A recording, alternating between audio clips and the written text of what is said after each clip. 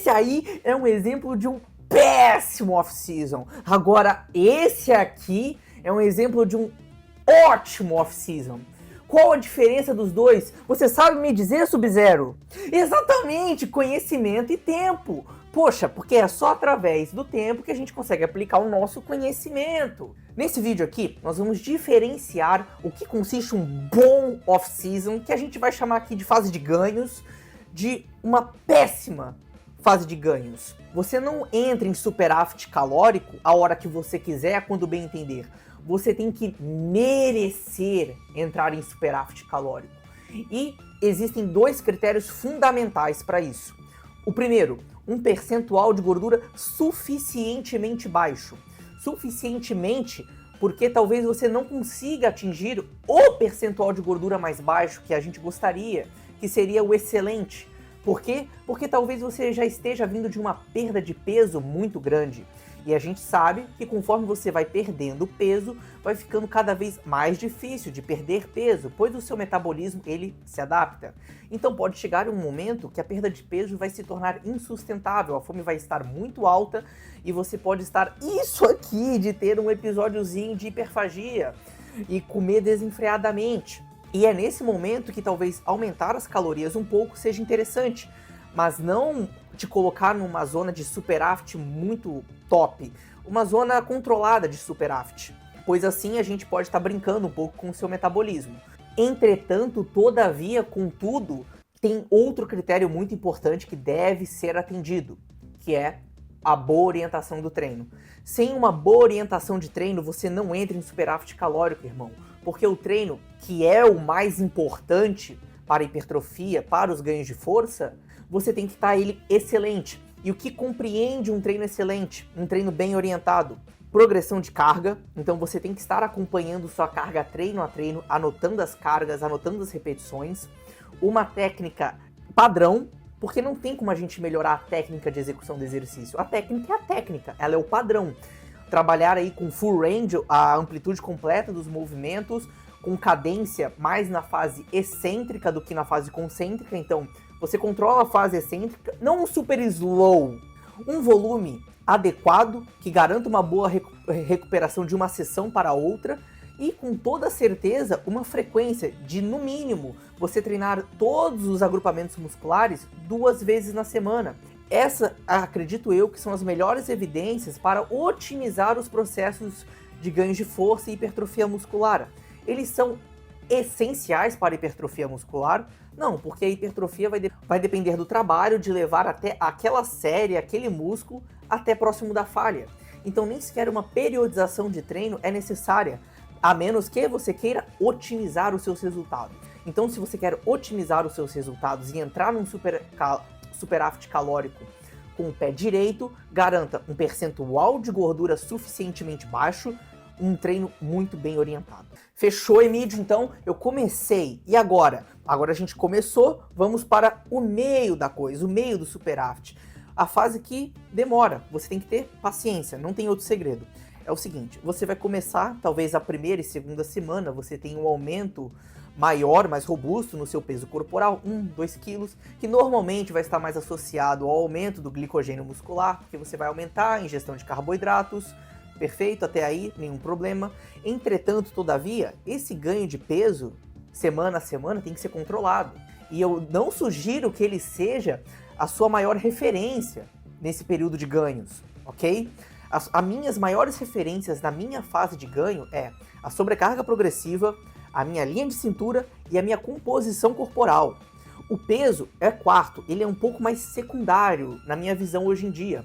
Porque se esses 3 aqui estão alinhados, o peso é apenas uma consequência. E isso tira um pouco daquela ansiedade de você querer ver o seu peso subindo sempre. Pois esse é um erro extremamente comum entre nós praticantes. Pois a gente associa o ganho de peso com o ganho de massa muscular. E o ganho de massa muscular não é linear. Você não começa um superávit calórico e todo o peso que você estiver ganhando é músculo. Prever a perda de gordura é muito mais fácil, é um cálculo muito mais assertivo e a gente consegue fazer previsões de quanto peso o indivíduo vai estar a menos de gordura em determinado período de tempo. E é muito confiável. mas o ganho de massa muscular não é, pois esse é multifatorial. Vai depender da sua dieta, da sua adesão ao treino, né, a orientação do seu treino, de fatores genéticos, que é muito forte, se usa ou não usa os Danones. Então essa fase do meio é uma fase que você tem que ter muita paciência.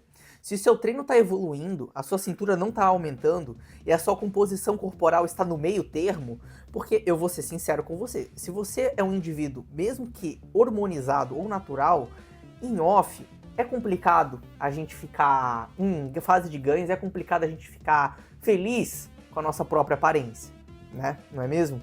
A gente fica mais inchada, a cara fica mais roliça. É normal, é esperado dessa fase, mas não pode ser demasiado. Você não pode ficar com uma depressão por estar com a cara um pouquinho mais inchada. Entendeu? A gente não quer que você vire o senhor barriga. Não é o momento de você virar o senhor barriga, comer tudo que quiser, à la vontade. Esse é um momento cirúrgico. A gente deve tomar cuidado com a nossa sensibilidade à insulina. Então, estratégias de crononutrição, como, por exemplo, alocar mais calorias no período diurno, manhã e tarde, é super interessante para a sensibilidade à insulina. Botar uma boa quantidade de fibras ali por refeição é da hora. A gente quer garantir uma boa sensibilidade à insulina o período inteiro. E voar, e alavancar. Mas, Emílio, quanto tempo dura uma fase de ganhos? Cara, isso vai depender de você, porque ela pode durar uma semana. Se você cagar tudo. Imagina, você veio de um cutting super seco, detalhado pra caramba, talhado na madeira, aí você faz um rebotão de 20 quilos. E aí, acabou. 20 quilos, você ganhou 20 quilos do nada, irmão. Que fase de ganho você vai ter? Sua sensibilidade à insulina tá lá no zero. Você vai ter que perder esses 20 quilos. Ou pelo menos boa parte deles. Pensar em começar uma fase de ganhos. Bom, mas partindo aí de um número mais sustentável, pensando que você não vai cometer esse erro, vamos colocar aí o de 3 a 6 meses, é um bom tempo, mas isso é muito dependente dos seus resultados, ok? Então, conforme você for coletando resultados, você vai saber dizer se você deve continuar ou não. Poxa, eu tô evoluindo treino a treino, é hora de parar? Porque você acabou de fazer o mais difícil possível no seu treino, você aumentou uma repetição efetiva para a mesma carga de trabalho, como que você vai parar agora? Não, não, não. Vamos continuar. O seu limite ainda não foi explorado. Quando a gente sabe que esse limite está chegando? Não tem conversa. Sua composição corporal já está muito desagradável, sua linha de cintura está estourada e suas cargas não estão mais progredindo. Ou a progressão é tão minuciosa que chega a ser imperceptível. Nesse momento, aí sim podemos pensar em reduzir as calorias e entrar numa fase de manutenção, cutting. Um cutting assim não precisa ser muito longo, duradouro, se você manteve um bom percentual de gordura nessa fase de ganhos. Se você manteve um percentual de gordura controlado, cara, você consegue fazer um cutting ali, um mini cut de 8 semanas e tá no naipe de novo. E entrar com tudo. Foi só uma fase de manutenção para restaurar a sensibilidade à insulina. Tratando um pouco de aspectos mais técnicos para finalizar esse vídeo com chave de ouro, a gente pensa o seguinte, que indivíduos iniciantes vão se aproveitar melhor de um superávit maior, desde que o treinamento seja bem orientado. Porque se você coloca o indivíduo iniciante com um superávit de 1000 calorias e ele não sabe treinar, para onde vai essas 1000 calorias a mais? Exatamente. Quando a gente fala de indivíduos treinados, a gente quer um superávit calórico um pouco mais controlado. Algo que vai ficar entre ali 5 e 20%, no máximo 20% a mais das calorias totais que ele trabalha. Mas 20% é assim, cara. Eu geralmente trabalho com entre 5 e 15. 5 e 15 eu acho que é uma zona muito interessante. Porque o ganho de massa muscular, ele não é caloria dependente. Quanto mais você consome, mais músculo você vai ganhar. Quanto mais você consome, na verdade, muito mais gordura você vai ganhar. O ganho de músculos depende mais da síntese proteica. E essa, como a gente conversou lá atrás, é multifatorial. Os ganhos de músculos são multifatoriais, dependem de vários fatores.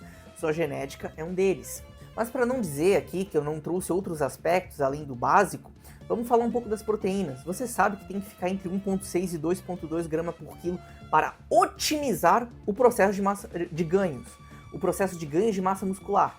Não que essa quantidade seja essencial para ganhar massa muscular, pois consumindo menos de 1,6 você pode ganhar massa muscular, mas não vai estar otimizado, perfeito?